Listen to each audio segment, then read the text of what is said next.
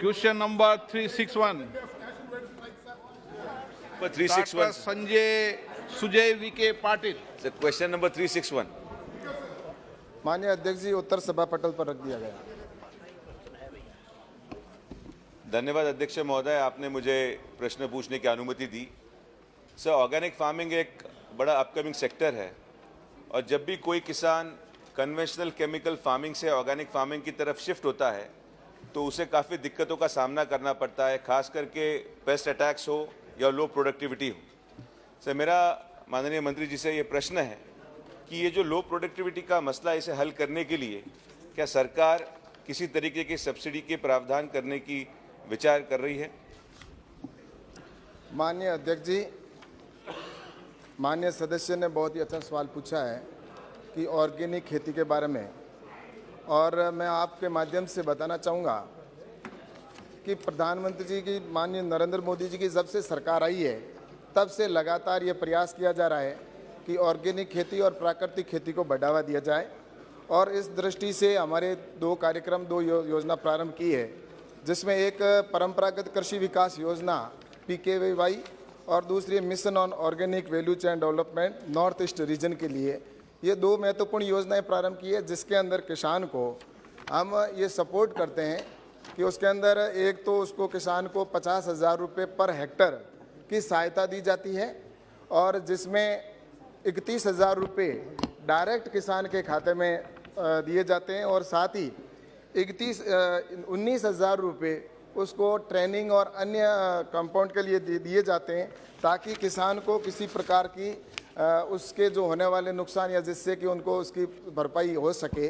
और निश्चित रूप से इसको लेकर, जैसा कि मुझे बताते हुए इस बात की खुशी है कि लगातार इसके अंदर इसमें भी दी जाती है और साथ ही प्राकृतिक खेती के अंदर भी हम पर हेक्टर 12,200 रुपये देने का प्रावधान किया है। और उसी का परिणाम है कि लगातार ऑर्गेनिक खेती के अंदर, फसल के अंदर, यील्ड के अंदर और लगातार वृद्धि हो रही है।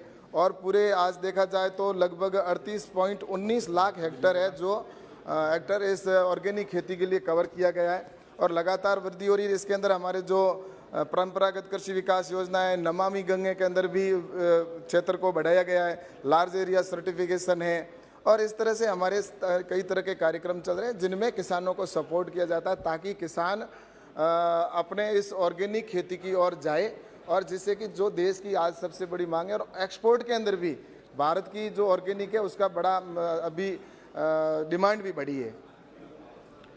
माननीय सदस्य। नो माननीय सप्लीमेंट्री। तो हमारे प्रधानमंत्री जी का लक्ष्य है किसानों की आय दुगनी करना और इसी हेतु ऑर्गेनिक फार्मिंग और ऑर्गेनिक प्रोडक्ट्स का एक्सपोर्ट एक महत्वपूर्ण भूमिका निभाता है। सर, लेकिन वर्तमान में एक्सपोर्ट के लिए लगने वाला सर्टिफिकेशन का जो प्रोसेस है वो बड़ा महंगा और लंबा है, जिसकी वजह से किसान की उसको उपज को सही मूल्य नहीं मिल पाता है। सर, मेरा मंत्री जी से ये प्रश्न है कि ऑर्गेनिक फार्मिंग के लिए सप्लाई चेन इंफ्रास्ट्रक्चर ऑगमेंटेशन और सर्टिफिकेशन की इस लंबी प्रक्रिया को सरल बनाने का कोई प्रावधान या विचार सरकार कर रही है? Thank you sir.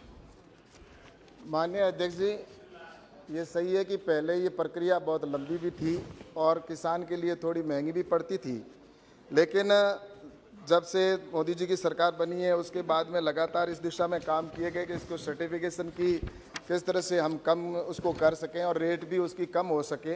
तो उसमें जैसा कि पहले 2001 के अंदर जब ये प्रारंभ हुई थी, ये NPPO के अंतर्गत इसका ग्रुप सर्टिफिकेशन होता था, तो उस समय लगभग 10 से 15,000 रुपये उसका ग्रुप एक सर्टिफिकेशन के लिए पैसा लगता था किसान का पर हेक्टर और प्रति ईयर लगता था। लेकिन अब किसानों के लिए हमने इस तरह से व्यवस्था की है कि अगर किसान ग्रुप सर्टिफिकेशन के अंदर आता है और 500 किसान अगर होते हैं एक साथ अगर सर्टिफिकेशन करवाते हैं तो हम उसको सिर्फ 5 लाख रुपए से 50,000 से 75,000 रुपये के बीच में उनका सर्टिफिकेशन हो जाता है। और उसके अतिरिक्त इंटरनेशनल कंट्रोल सिस्टम का भी खर्चा है, वो भी लगभग 500 रुपये आता है। तो ऐसे करके टोटल अगर 500 किसान एक ग्रुप में करते हैं तो 1,000 रुपये के अंदर हो जाता है सर्टिफिकेशन। वही पहले 15 से 20,000 रुपये लगभग खर्चा आता था। तो एक तो ग्रुप है, दूसरी हमारी लार्ज एरिया सर्टिफिकेशन के तहत भी हम सर्टिफिकेट करते हैं।